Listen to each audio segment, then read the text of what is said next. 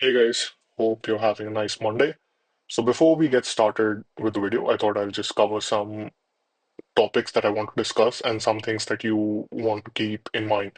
So the number one is the Bitcoin weekend pump. This video is slightly delayed because I wanted to actually post about this on Twitter and Telegram, give you guys some strategies, and then once it plays out, I want to discuss seasonality because discussing the rest of this stuff, SPX, VIX, alts, all of that had to come after we see what happens on the weekend pump. So I told you guys that I'm going flat near the weekly, the weekend, the last weekend. And I did not catch the Sunday pump, but I'm pretty fine with that. I'm pretty sanguine about missing these small moves. And then we longed after CME Open was flat, right? So I'll just cover a little bit of that. We look at what SPX is looking at because US equities are kind of going to govern Bitcoin price action until proven otherwise. This comes in a big macro week with CPI coming up, and then we have some geopolitical tensions with Iran and Israel. VIX is high, which is kind of expected because US elections start soon. So you kind of want to, there's a lot of hedging going on. There's a lot of scattered positioning. So VIX is, in my opinion, not nearly high enough. Like a lot of people will tell you that, okay, the markets are bearish just because the VIX is high. But given the current market climate, it's actually pretty low, to be honest. And then we look at altcoins. If you've been following the Telegram group, I've actually been longing some altcoins on this pullback that we had right now. And then what do I expect for alts in the second half of October, November, and quarter four in general? As for the mic, so I've been looking at your comments. I have ordered a new mic and I should be able to set it up. The reason I was reluctant earlier was because it's kind of hard to travel the more and more stuff you have, right? I'm already, wherever I travel, I already carry a monitor, I carry a laptop. I just didn't want to add a mic to the list of things, but I've listened to you guys, I've ordered a mic, and hopefully my voice will be much, much better in the following streams. So let's get into it. Well, for weekends, Bitcoin, if you just look at summer price action, usually this happens, this is the more weekend pumps are never a good indicator for the market, but it matters more in illiquid climates, right? So once we entered this summer range, which happens without fail almost every single year, you can see what happens every time we have a green Sunday. And context matters a lot, guys, right? So in here, we had a Sunday pump and it was against trend because we actually broke down from these lows, right? You had your all-time high push, and then since then you've just been breaking lower time frame structure, and then you had a Sunday pump out of nowhere, and then price continued to move down. Same thing here, entering higher time frame supply, and then you had a Sunday pump, and then price moved down. Now this was an anomaly. I think this was May. So after we put in the first May low, price was actually trending up, and then you had a green Sunday, and then you had a big follow through. So it's not just that, you can't just say that, okay, we had a green Sunday, so I'm just going to short. But you have to be really careful. You don't really want to be buying on a Monday after a huge Sunday pump, especially when altcoins move much more than Bitcoin. So these are just all scenarios you can see most of the times once we had a green Sunday and it's been counter trend. So series of red days and then a green Sunday is usually bad. Or maybe, when we are bearishly retesting an old level and then you have a Sunday pump. So when you look at this August high plus supply region, you had this kind of a green Sunday push. You are retesting higher time frame resistance. Price is kind of slowing down momentum here, and then you kind of dumped, right? Same things a lot of these times.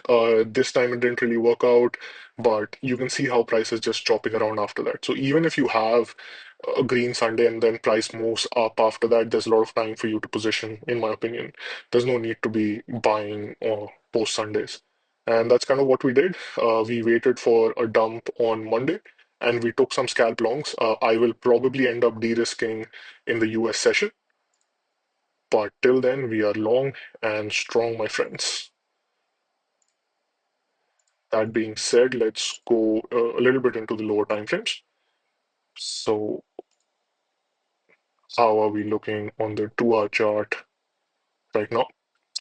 So this was expected lower time frame support. This was after our August high deviation. Price moved back below, and I've been covering order flow for you guys the entire way down. All of this move up, we had spot selling, distributing, and Coinbase premium going down. So whenever you have this kind of a steep trend with volume dying out, so I'll just put on some volume delta for you guys. Yeah. So as you can see, whenever we have this kind of a structure where price is grinding up and then there's absolutely no volume after a lot of buying volume, right? And you can look at order flow for this, but the simplest way to do it is as I just told you. So price is grinding up on low volume and there's no buying pressure to push price up. At the same time, when you see Coinbase premium going out, you see spot selling, it usually indicates some selling pressure. That's how we were able to catch this short somewhere around these levels. We rolled it down till here, shorted again, rolled it down, longed a little bit here, kind of close too early, but as I said, I'm pretty sanguine about it. Now, what's happening is that we've had this lower time frame range, and I expected this range high to act as support. And this is kind of just like a high volume node right here. And then I wanted price to kind of fill this gap on the way up as well, right? So this is actually a bullish sign where you had a low volume move. I'll just show you what I'm talking about. Yeah. Oh, sorry. Yeah. So this VWAP from our high here, this entire dump, we've not really tested it as a resistance, but you have to look at it as a zone rather than a SR line, right? So we've kind of been brought down by positioning here. When we flipped this and then we came into this lower time frame support, I tweeted about this for a long opportunity. So this was the long, the scalp long that you could have taken towards this zone. And we kind of took profit somewhere around here. I think 63.4 was my average exit. We're coming back down. If we hold this again as support, I'm actually pretty bullish for some lower time frame continuation higher, possibly towards these same levels around 64.5. But it depends on SPX a lot, right? That yeah, I think that pretty much covers it, right? Because we're testing lower time frame trends. If you go to hourly, it'll be much more clear. So you're basically just testing lower time frame trend. And then price is now after the quarter four open. Yeah, this was the open, right? So we kind of dumped right on open, and now we're trying to come back above, right? So if this is not a failure, like if this is not a deviation right above quarter four open, this is going to be one of the easiest long opportunities. So if we kind of start building value around here, you want to long this all the way up to this 68,000 level, in my opinion. And I think that's very much on the table if that happens. Let me just clear this up. Yeah. So I think this area is really important for long. So I think we can catch a very big swing long if we reclaim this quarter four open. And if you recall my last market update, we have the quarterly VWAPs. And since we dumped on open, I kept saying this, once you dump on open, once you dump on quarterly open, the lower you go, the more bullish it is because it's very unlikely that quarterly candles have a flat top or a flat bottom. So now what's happening is that we retested these bands along with this VWAP from that high. You have a lot of confluence here. So the reason I am biased towards longs in this region, at least for lower time frame bounces, you want to have a long at least till this region, and then you see if price consolidates here and you want to go aim for higher. So this is the standard deviation band. This is the VWAP from our August high sweep, and this is also the range high for this range. So I'm biased long here. I am long on a few coins as well. So I'll cover that for you. Yeah, ETH is one of those longs. I entered a long around 24.48, mostly a lower time frame long, and it was based on the hourly chart. So we are retesting the quarterly VWAP here because Bitcoin has already done this, right? If you recall our Bitcoin chart. So Bitcoin already flipped this and it moved up, and now it's testing the higher standard deviation bar. Now, ETH has been underperforming Bitcoin for a long time now, and I expect that to continue, but on the lower time frame. So I'm actually long Ethereum for a scalp long because we flipped this area. We flipped this VWAP band, which has acted as a resistance zone. Now we're trying to push up, and then hourly trend is also in our favor. And then if you look at these levels, well, this is kind of like a nice support resistance level. If we close below these levels and it's not a sweep, I'll probably cut the long, but I want to take this up till somewhere somewhere around this level, right? So I want to take the long up till this level. This is where I'll de-risk because of these bands. Again, a de-risking level here, and then if all goes to plan, you actually want to take it all the way up to 2600 and above, right? And this is kind of levels from our previous range. So that's my take on Ethereum. That's why I'm long on Ethereum. And if we just look at the SPX, I actually want to go to a higher time frame for this. I don't really think that unless you're scalping Bitcoin, it doesn't really make sense for a crypto trader to look at SPX on the lower time frames, right? So yeah, we keep on trending up, ferocious trend up. It's just that you have to be cautious whenever you see whipsaws like this, right? So this SPX is a very reflexive asset. It keeps on trending, but the caution signs are always in continuous and vicious whipsaws, right? So once we broke this, yeah, you could have de-risked and shorted here, but where is the signal? Like how do you understand? Since this is a stock index, it's not really something that you want to take swings on, and it's not really something that has a fundamental aspect to it. Yeah, you can do fundamental analysis on the economy, but in terms of trading it, yeah, you could have de-risked here, but this is a long way down, and most people would have already capitulated on this 25% correction, right? Now, this is a very extreme example. I don't expect this kind of a correction to happen. But with SPX, you kind of have to be careful because it looks overextended. You've had whipsaws before. Now, this, in my opinion, is a healthy price correction, and then we kept on moving up. But what is happening right now? This is the yen carry trade, and then we had a massive correction. And then this is closer to September. And now with geopolitical tensions, we had another sort of minor correction.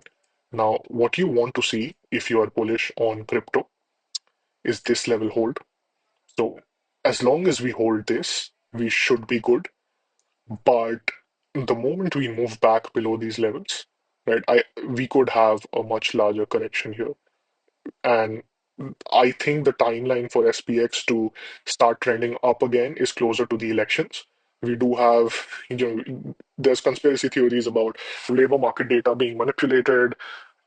People I mean, you can have tens of and maybe even, hundreds of conspiracy theories, but it doesn't really matter. So on the 4 hour, we had this RSI reset, right? 50 mark. So whenever the RSI kind of moves up and then it has a 50 reset, which means that, okay, trend has calmed down now and we can continue to move up. So as long as that happens, you can be bullish. But the moment we move back below, you kind of have to be careful. So a lot of people are bearish on the SPX given geopolitical tensions and that the VIX is high, but I don't really prescribe to that because you can already see that we have some really good levels holding up, right?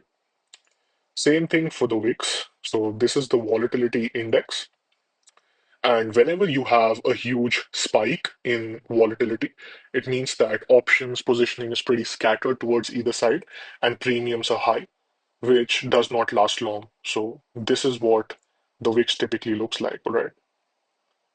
Yeah. So this is what the chart looks like. You are almost always going to have these huge spikes up, and then it just consolidates at the lows. Spike up, consolidates, spike up, consolidate. And recently, the yen carry trade kind of gave us this, and then we also had our August 5th collapse. And even though people keep saying the VIX is high at 20, it really isn't. The reason is that we are much, much closer to US elections. I think election results, and you can just put this on your chart, are on November, uh, yeah, November 8th. So you kind of have to have this deadline. There's a lot of positioning that's going to occur into that phase. So maybe we just do something like this and then settle down again. Okay. It's not really something to worry about as long as we hold key levels. For Bitcoin, as I said, higher time frame actually looks pretty nice. There's a very real possibility that 60K was our low. I was expecting a 57.5 or so sweep, given how the positioning was earlier. But in order for that to happen, we want that deviation on the SPX that we talked about. Yeah. So, you kind of can clearly see that we have respected these levels. And I do expect some chop to come in here. Like a lot of people think that we're going to go to all-time highs in October or something. I don't think that's a very plausible solution. So I expect some sort of a push up, maybe even all the way to 68K, and then we come back down and consolidate here for a little bit. But as long as we hold this quarter four open on daily closes, we can expect a move till 68K. Beyond that, we'll just see when the time comes. And if we fall back below, if we get that SPX scenario that we talked about, where a lot of Monday positioning is also to be wiped out, right? So in that case, that SPX deviation makes me think that we kind of move back below, give a retest somewhere in this range, because we built a lot of value here as well. So, and then we move back down. We take some of these lows, but not all of these lows, which is actually a bullish structure. So somewhere around 58, 57.5, sweep back, move back up. Okay. I don't think that a much lower sweep is on the table.